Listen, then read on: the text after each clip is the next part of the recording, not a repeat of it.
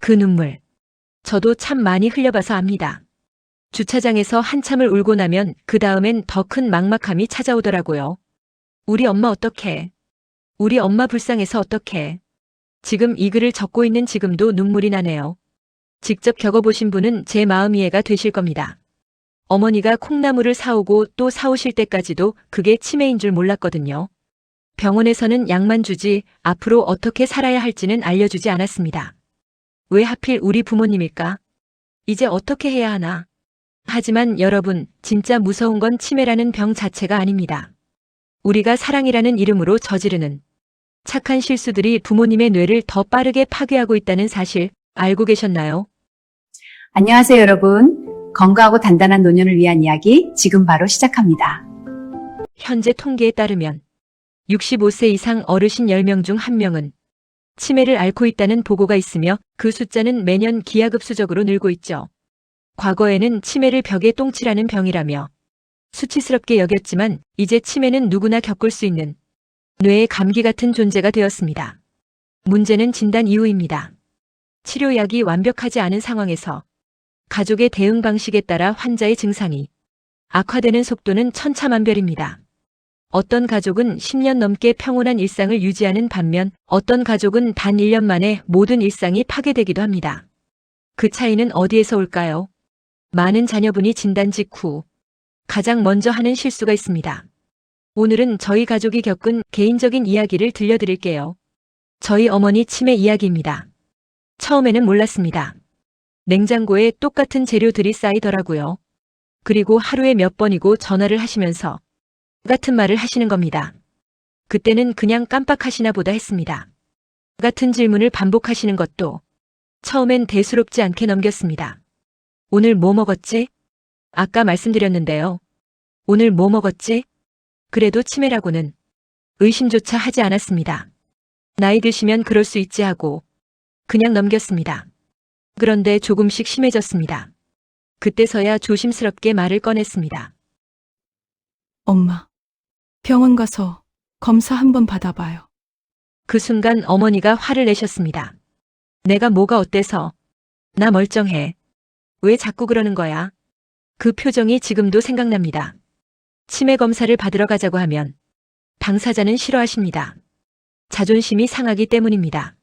내가 이상하다는 걸 인정하는 것 같기 때문입니다. 그래서 저는 건강검진 받으러 가자고 했습니다. 그냥 같이 병원 가는 것처럼 그렇게 해서 검사를 받으셨습니다. 그리고 진단을 받았습니다. 치매입니다. 그 말을 들은 날, 저는 하늘이 무너지는 느낌이었습니다. 차 안에서 혼자 한참을 울었던 기억이 나네요. 왜 우리 어머니일까?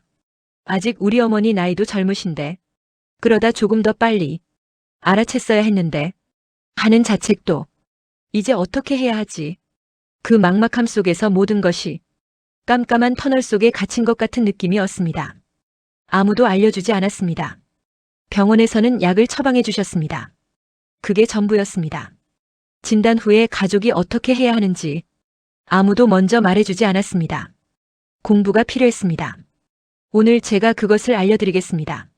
제가 직접 겪으면서 알았더라면 좋았을 것들, 그리고 몰라서 저질렀던 실수들. 먼저 실수부터 말씀드릴게요. 저희 가족도 처음에 이 실수를 했습니다. 첫 번째 실수입니다. 아무것도 못하게 한 것. 진단을 받고 난 후 어머니의 행동은 평상시와 별반 다르게 보이지 않았습니다.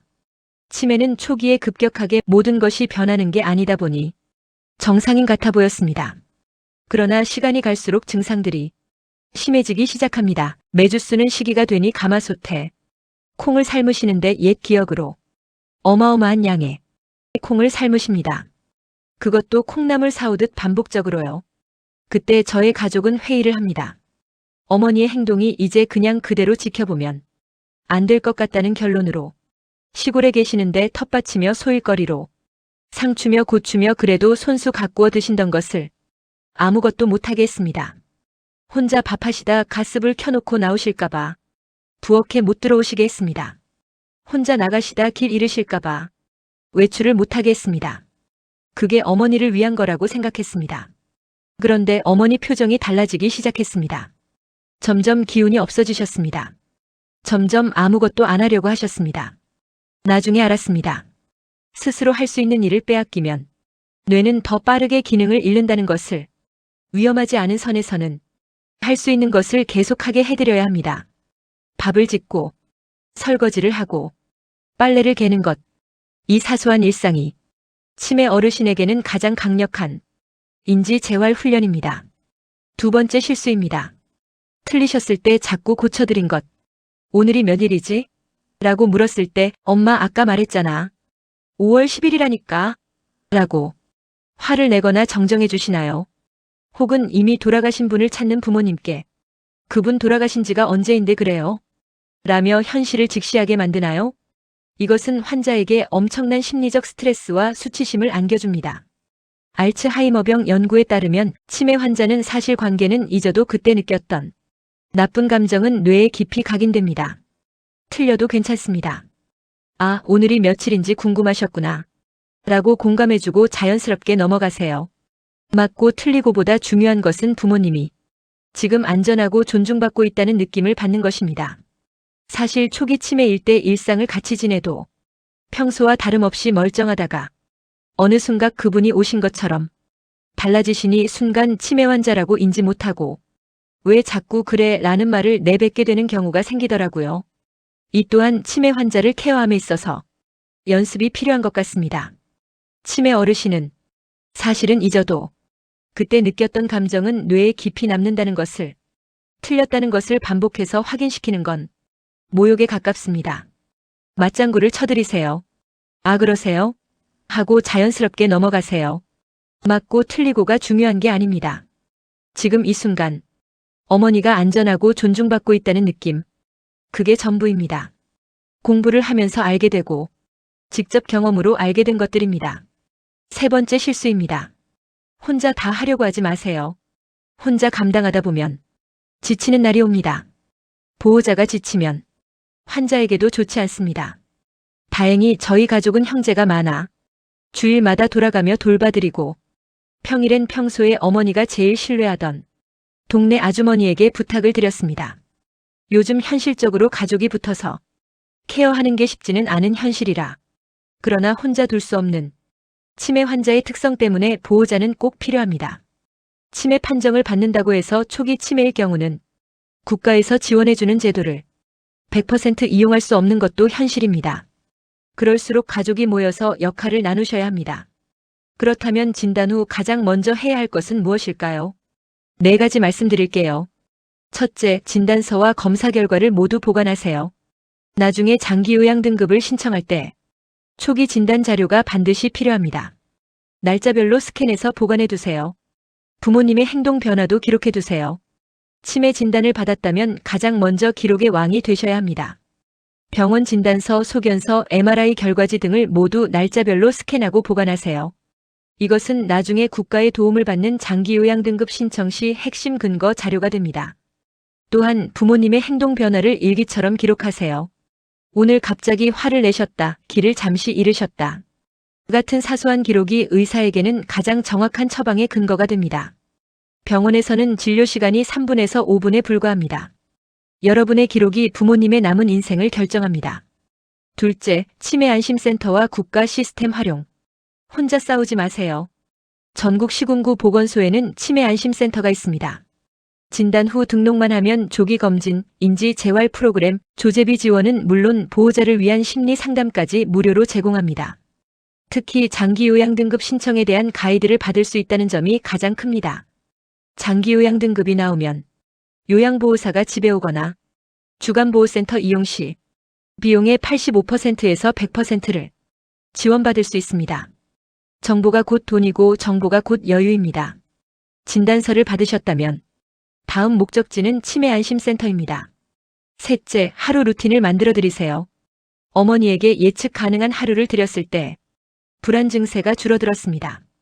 오전 역시 산책, 오후 2시 퍼즐 맞추기, 저녁 6시 TV 시청. 이렇게 예측 가능한 루틴이 반복되자 불안 증세가 몰라보게 줄어들었습니다. 뇌는 반복되는 행동에서 안정감을 얻습니다. 복잡한 치료보다 규칙적인 하루가 더 강력합니다. 또 하나는 치매는 약 복용이 중요한 것 같습니다. 저희가 제일 신경 많이 쓴 게 약을 드시게 하는 것이었습니다. 초기에는 직접 곁에서 돌볼 수 있는 상황이 아니라서 홈캠을 보면서 시간 되면 전화를 드렸습니다. 약 드시라고 처음엔 이것도 치매 증상으로 금방 약 먹었다 하십니다. 그러나 저희가 일일 약을 드시는 약 주머니를 아침, 점심, 저녁으로 칸을 만들어 카메라가 제일 잘 보이는 곳에 걸어두고 어머니가 약을 드셨는지 알 수 있게 했습니다. 정확한 시간에 잘 드셔야 속도를 어느 정도 늦출 수 있다는 것을 어머니를 통해 배웠습니다. 저희 어머니는 너무나도 감사하게도 그렇게 심하게 속도가 진행되지는 않고 천천히 나빠지고 있는 듯합니다. 장기 요양 등급을 받은 후부터는 요양보호사가 챙겨주고 계십니다. 넷째, 만약 혼자 케어하시고 계신다면 보호자인 여러분도 쉬어야 합니다. 이게 가장 중요하면서도 가장 많이 놓치는 부분입니다. 혼자 케어하다 보면 쉰다는 게 쉽지 않고 현실적으로 힘든 게 맞습니다. 그런데 쉬지 않으면 더 오래 돌볼 수가 없습니다. 가족 회의를 소집하세요. 돈을 보낼 사람, 주말에 교대해 줄 사람, 병원을 전담할 사람을 명확히 나누어야 합니다. 그게 부모님을 더 따뜻하게 돌볼 수 있는 가장 현실적인 방법입니다. 마지막으로 한 가지만 더 말씀드릴게요. 앞으로의 의학 기술은 치매를 완전히 정복하지는 못하더라도 증상을 아주 천천히 진행시켜서 수명 끝까지 자기 자신을 잃지 않게 돕는 방향으로 발전할 것입니다. 우리가 해야 할 일은 기술이 발전하는 동안 부모님의 존엄성을 지키며 함께 걷는 것입니다. 치매를 알아도 여전히 우리 아버지고 어머니입니다. 기억은 사라져도 사랑은 남는다는 말처럼 오늘 우리가 나누는 따뜻한 눈빛과 손길은 부모님의 깊은 무의식 속에 평온함으로 남을 것입니다. 오늘 내용을 다시 한번 정리해 볼까요? 첫째, 부모님이 스스로 할 수 있는 일은 뺏지 마세요. 둘째, 틀린 말을 해도 맞장구 쳐주세요. 셋째, 진단서 날짜별 보관과 행동 기록. 당장 진단서를 챙겨 치매 안심센터로 가세요. 넷, 하루 루틴 만들기. 다섯, 보호자 역할 분담. 마지막으로 당신 자신을 돌보는 시간을 꼭 가지세요. 그리고 여러분은 충분히 잘하고 계십니다. 오늘 이 영상이 도움이 되셨다면 주위의 치매 가족분들에게 꼭 공유해 주세요. 여러분의 공유 한 번이 누군가에게는 구원의 빛이 될 수 있습니다. 저는 다음 영상에서 더 단단한 정보로 찾아오겠습니다. 어제보다 오늘 더 단단하고 건강하게 단단한 노년 단단이었습니다. 어제보다 오늘 더 단단하게 함께 만들어가요. 감사합니다. 오늘 영상이 도움이 되셨다면 구독과 좋아요, 알림 설정 꼭 부탁드립니다.